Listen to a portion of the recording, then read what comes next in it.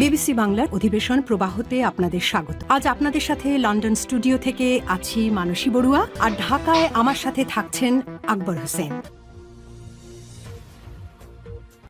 বাংলাদেশের সর্বশেষ গুরুত্বপূর্ণ আপডেট সংবাদে আপনাকে স্বাগত। শুরুতেই সংবাদ শিরোনাম, পরে বিস্তারিত। প্রথমেই জানাবো আমাদের হাতে থাকা সর্বশেষ গুরুত্বপূর্ণ সবথেকে তাজা আপডেট সংবাদ। ভাঙ্গায় বাস চাপায় কলেজ ছাত্রীর মৃত্যু, সড়ক অবরোধ, যান চলাচল বন্ধ, যানবাহন ভাঙচুর। ফরিদপুরের ভাঙ্গায় ঢাকা থেকে খুলনা মহাসড়কে সুয়দ্দি বাস স্ট্যান্ড এলাকায় ইমাদ পরিবহনের বাস চাপায় শাহিদ আক্তার ১৭ নামের এক কলেজ ছাত্রী নিহত হয়েছে। ঘটনাটি ঘটার পর উত্তেজিত জনতা মহাসড়ক অবরোধ করে বিক্ষোভ শুরু করেছে। এ সময় প্রায় ১.৫ ঘণ্টাব্যাপী যান চলাচল বন্ধ থাকে এবং বেশ কয়েকটি যানবাহন ভাঙচুর করা হয়েছে। এই ঘটনায় সেখানে অতিরিক্ত পুলিশ মোতায়েন করা হয়েছে। এখন পরিস্থিতি নিয়ন্ত্রণে থাকলেও পুরো এলাকায় থমথমে অবস্থা বিরাজ করছে। এরপর জানাবো ডিসেম্বরের দ্বিতীয় সপ্তাহে তফসিল ঘোষণা বললেন নির্বাচন কমিশন সিইসি এম নাসির উদ্দিন। ত্রয়োদশ জাতীয় সংসদ নির্বাচন করার জন্য যে পরিবেশ দরকার, যে আইন শৃঙ্খলা পরিস্থিতির দরকার, সেটি এখন দেশে বিরাজমান বলে জানিয়েছেন প্রধান নির্বাচন কমিশন। তিনি বলেন, আগামী ডিসেম্বর মাসের দ্বিতীয় সপ্তাহে আমরা তফসিল ঘোষণা করব। এদিকে তফসিল ঘোষণার আগেই পদত্যাগ করবেন উপদেষ্টা আসিফ মাহমুদ সজীব ভূঁইয়া। স্থানীয় সরকার পল্লী উন্নয়ন সমবায় উপদেষ্টা আসিফ মাহমুদ সজীব ভূঁইয়া জানিয়েছেন, জাতীয় নির্বাচনে তফসিল ঘোষণার আগেই তিনি উপদেষ্টার পদ থেকে পদত্যাগ করবেন, কারণ তিনি নির্বাচন করতে চান। এজন্য অবশ্যই তাকে পদত্যাগ করতে হবে। জানাবো দুই বড় দলের নেতৃত্ব পরিবর্তনে বিদেশ থেকে খেলা চলছে। বিবিসি বাংলাকে জয়। বাংলাদেশে বড় দুটি দলের নেতৃত্ব পরিবর্তন আনতে একটি অগণতান্ত্রিক তৎপরতা চলছে, এমন অভিযোগ করেছেন ক্ষমতাচ্যুত শেখ হাসিনার ছেলে সজীব ওয়াজেদ জয়। বিবিসি বাংলাকে দেয়া এক সাক্ষাৎকারে তিনি এসব কথা বলেছেন। এবং সর্বশেষ জানাবো খালেদা জিয়ার শারীরিক অবস্থা ক্রিটিক্যাল তবে স্থিতিশীল বললেন ডাক্তার তাসনিম জারা। বিএনপির চেয়ারপারসন বেগম খালেদা জিয়ার শারীরিক অবস্থা ক্রিটিক্যাল তবে স্থিতিশীল বলে জানিয়েছেন জাতীয় নাগরিক পার্টি এনসিপির সিনিয়র যুগ্ম সদস্য সচিব ডাক্তার তাসনিম জারা। আজ এভারকেয়ার হাসপাতালে খালেদা জিয়াকে দেখে এসে সাংবাদিকদের তিনি বলেছেন, সতর্কতা মেনে আমার উনাকে অর্থাৎ খালেদা জিয়াকে দেখার সুযোগ হয়েছে। উনি সজ্ঞানে আছেন, তবে সজাগ আছেন, তবে তার শারীরিক অবস্থা অত্যন্ত ক্রিটিক্যাল, যে কোনো সময় তার মৃত্যু হতে পারে। প্রিয় দর্শক, এতক্ষণ শুনছিলেন সংবাদ শিরোনাম, এবারে বিস্তারিত। তবে তার আগে বন্ধুরা অনুরোধ থাকবে এই সংবাদটিতে একটি লাইক দিন। এই চ্যানেলে আপনি নতুন হয়ে থাকলে আমাদের সংবাদটি দেখতে দেখতে চ্যানেলটি সাবস্ক্রাইব করে রাখুন। কমেন্ট করে বন্ধুরা আপনার মূল্যবান মতামত জানিয়ে দিন আপনি বিশ্বের কোন দেশ থেকে বা বাংলাদেশের কোন স্থান থেকে আমাদের সংবাদটি দেখছেন এবং শুনছেন। আর বন্ধুরা সংবাদটি আপনার সোশ্যাল মিডিয়া ফেসবুকে শেয়ার করে বন্ধুদেরও দেখার সুযোগ করে দিন। এবারে বিস্তারিত। ফরিদপুরের ভাঙ্গায় বাস চাপায় কলেজ ছাত্রীর মৃত্যু, সড়ক অবরোধ, যানবাহন ভাঙচুর। ফরিদপুরের ভাঙ্গায় ঢাকা খুলনা মহাসড়কের সুয়দ্দি বাস স্ট্যান্ড এলাকায় ইমাদ পরিবহনের বাস চাপায় সাদে আক্তার ১৭ নামের এক কলেজ ছাত্রী নিহত হয়েছে। ঘটনাটি ঘটার পর উত্তেজিত জনতা মহাসড়ক অবরোধ করে বিক্ষোভ শুরু করে। এ সময় ১.৫ ঘণ্টাব্যাপী যান চলাচল বন্ধ করে দেয় তারা জানায়, ইমাদ পরিবহনের বাসটি সুয়দ্দি বাস স্ট্যান্ডে আসার পর অনেক জোরে চলছিল। নিহত সাদিয়া আক্তার সুয়দ্দি গ্রামের সাদাত শেখের মেয়ে। তিনি ভাঙ্গা মহিলা ডিগ্রি কলেজের ২য় বর্ষের শিক্ষার্থী।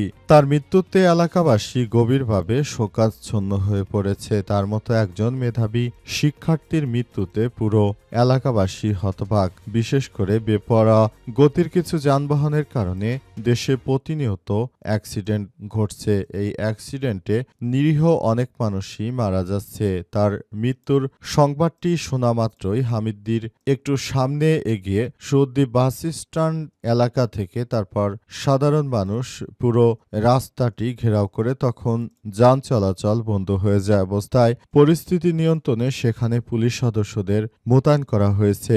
এরপর পুলিশ এসে তাদেরকে বুঝিয়ে সেখান থেকে তাদেরকে তুলে দেওয়ার পরই বাস চলাচল স্বাভাবিক হয়েছে। ইমাদ পরিবহনের যে বাসটি অ্যাক্সিডেন্ট করেছে সেই বাসটিকে আটক করা হয়েছে এবং বর্তমানে সেখানে থমথমে অবস্থা বিরাজ করছে। পুরো এলাকায় অতিরিক্ত মানুষ এবং উৎসুক জনতার ঢল নেমেছে।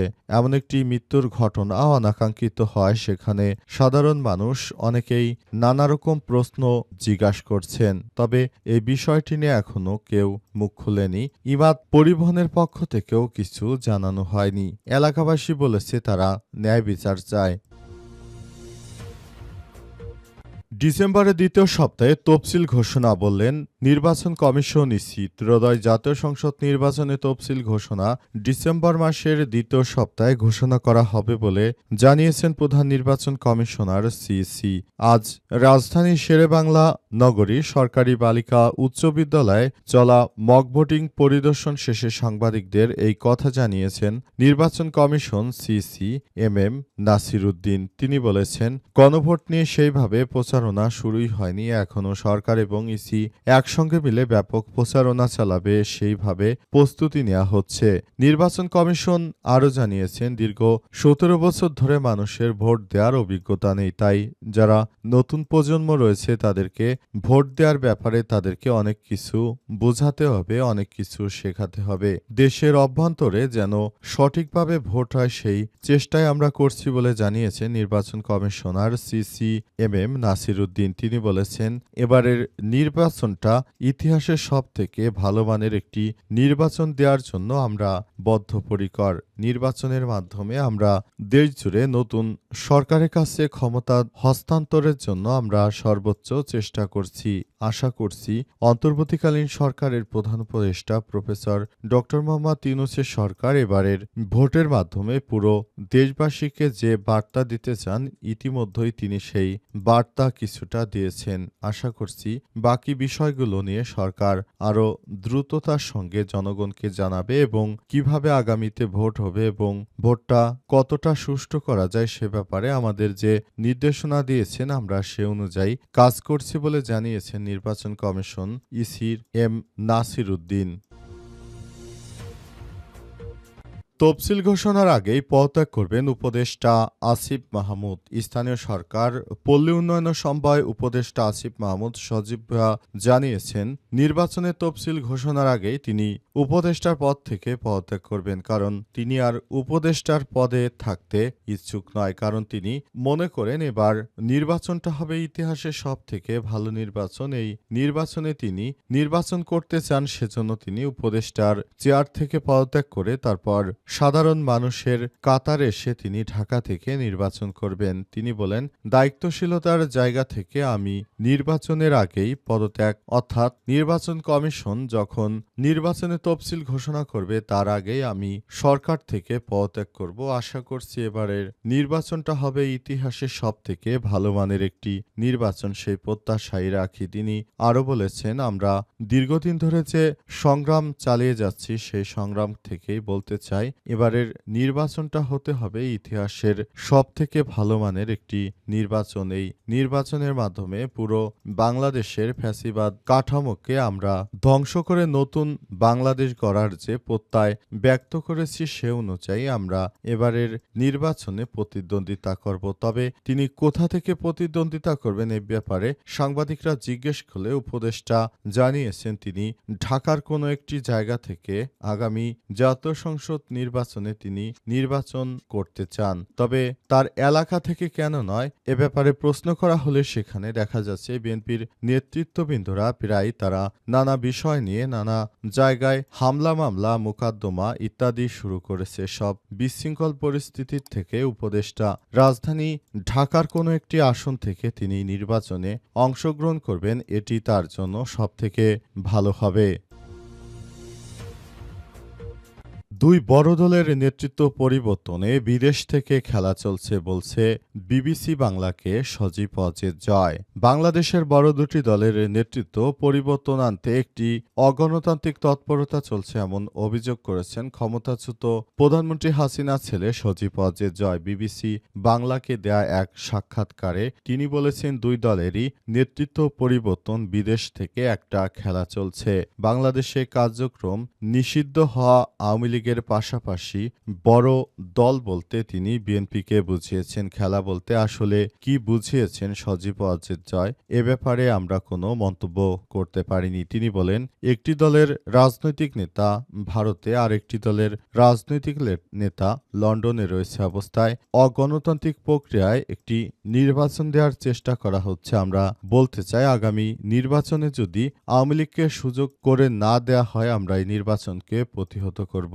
এই গণতান্ত্রিক প্রক্রিয়ায় যে নির্বাচন, সেখানে আওয়ামী লীগকে না বলার কোনো সুযোগ নেই। আওয়ামী লীগের নেতৃত্ববৃন্দরা এদেরকে প্রতিহত করবে, এই ব্যাপারটি জানিয়েছেন বিবিসি বাংলাকে জয়। তবে কি খেলা চলছে এবং কার নেতৃত্বে খেলা চলছে সেসব বিষয়ে কোনো কথাই বলতে রাজি হননি সজীব ওয়াজেদ জয়। ইতিমধ্যে সজীব ওয়াজেদ জয় এবং বিবিসি বাংলার যে বিষয়গুলো রয়েছে, এই বিষয়গুলো নিয়ে সামাজিক যোগাযোগ মাধ্যমে ব্যাপক ভাইরাল হয়েছে বিবিসি বাংলার সঙ্গে কথা বলা এই বিষয়টি।